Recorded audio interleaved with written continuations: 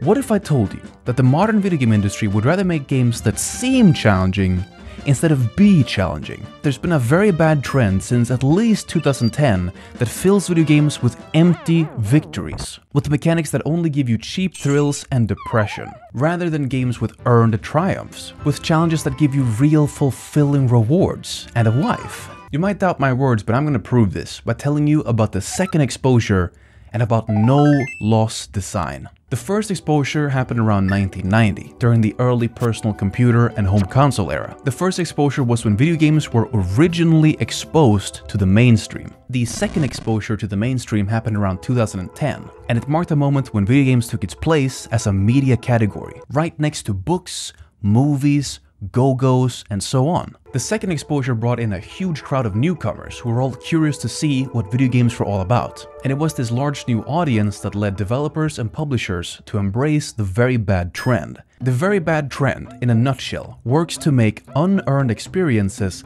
seem like great adventures. Don't believe me? You might be able to prove this to yourself by naming this game based purely off of the description that I'm going to give it.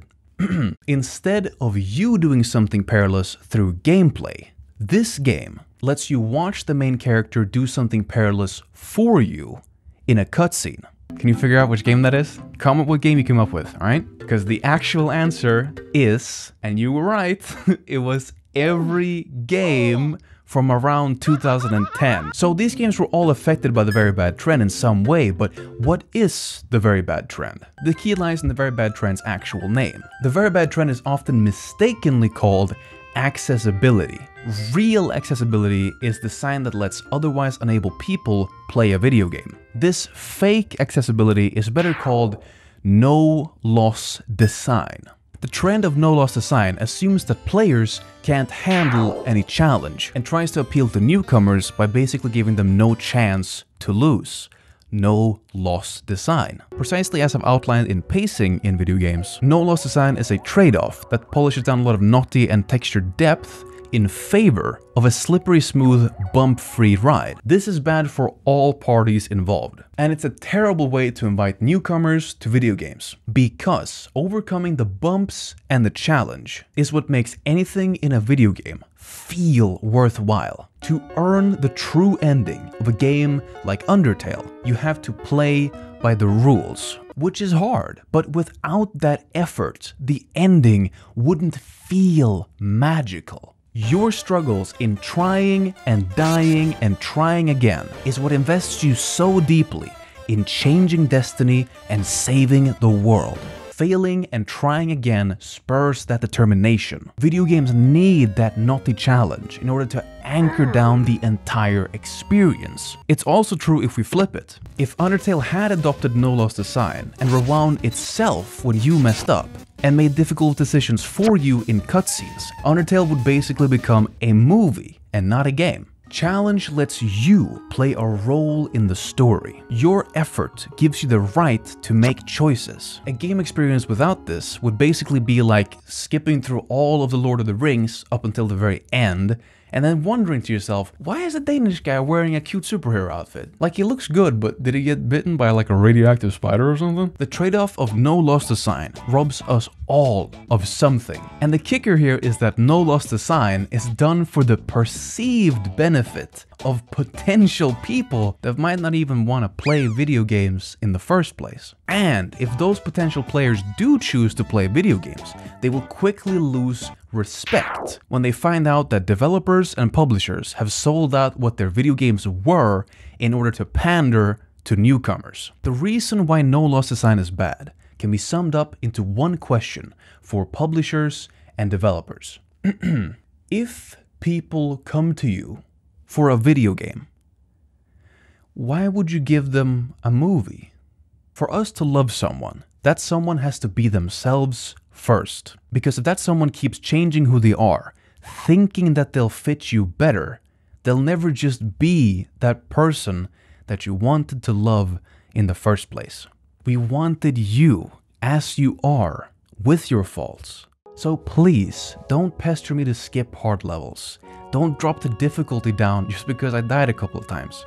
I chose to be part of this adventure. I want to be the guy that saves your world. With a regular Lost Design, we're just left with what we wanted in the first place. A good relationship. Or a video game. I mean, both, actually. I hope you agree with me now that no Lost Design is a terrible solution slapped onto a leaking pipe. But now that we have identified the leak, what can we, as super cool and sexy video game enthusiasts, come up with to solve the problem? Well, there's actually about infinite ways to bring in new players without alienating your experienced players. But let's make it really easy on ourselves. Developers around the time of the first exposure of video games to the mainstream already had lots of methods to bring new players in non-destructive ways. You may even recognize some of these methods, such as difficulty options. The first time you play Halo 2, you have the choice to play it on easy. Playing a game on easy should not be seen as something shameful, because this lets beginners try a game at a beginner's level, without robbing experienced players of their more advanced challenge. Difficulty options are a non-destructive way of fixing the leak. Difficulty options lets anyone play Halo 2, which is a great thing, because now you know that Keith David is not only good at voicing voodoo guys, but he's also really good at voicing horse octopus guys. Another example of a positive introduction is found in Super Mario Galaxy, where if you fail several times in a row, you just go back to the Comet Observatory, where the nice music reminds you that it's okay to fail. And if you feel really bad, you can also get some Mama Milkies while you're there. The designers of Mario Galaxy want to make you feel that if you fall, the game will catch you. These two positive introductions is what classic video game design is all about. Instead of constantly saying, "You did it, good job, you beat the guy," classical game design isn't afraid to say, "No, you aren't a winner. But if you keep trying, you could be." A brilliant example of this is Egoraptor's sequelitis video on Mega Man X's intro. Developers around the time of Mega Man X had a fantastic understanding of how to introduce new players, and a lot of this was given up on with the adoption of no Lost Design. But we can change that. This entire topic comes down to a decision between the easy path and the hard path of cheap thrills and deserved rewards, and a wife. And our guide to this decision is one simple question.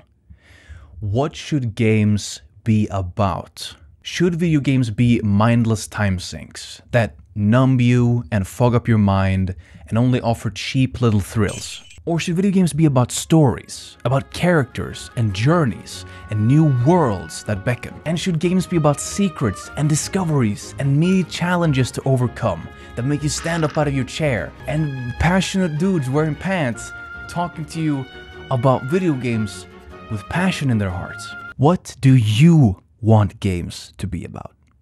Comment your thoughts, and you don't need to pause or unpause because the video is over anyway. Thank you for watching. I love you very much. I'll see you next time.